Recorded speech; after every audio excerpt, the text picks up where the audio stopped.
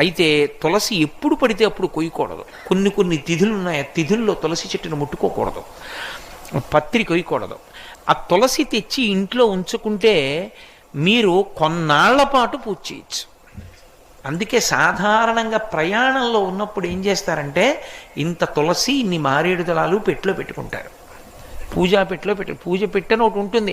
ఎవరికైనా అలవాటు ఉంటేను బట్టలు తప్ప అవన్నీ ఎందుకండి మాకు అనుకునే వాళ్ళకి అవన్నీ ఎందుకు, కాసిన మారేడు దళాలు కలిసిన తులసి పెట్టుకుని తాను ఎక్కడున్నా దీంతో పూజ చేస్తాడు. వాటికి నిలవ దోషం లేదు. మారేడుకు మరీ ఎక్కువ, అవి ఎండిపోయినా చేయొచ్చు. కాబట్టి ఇన్ని శక్తులు ఉన్నది. అందుకే నమస్తులసి కళ్యాణి, నమో విష్ణు ప్రియే శుభే, నమో మోక్ష ప్రదే దేవి, నమః సంపత్ ప్రదాయకే. ఈ శ్లోకం చెప్పి నీళ్లు పొయ్యాలి తులసి కోటలో.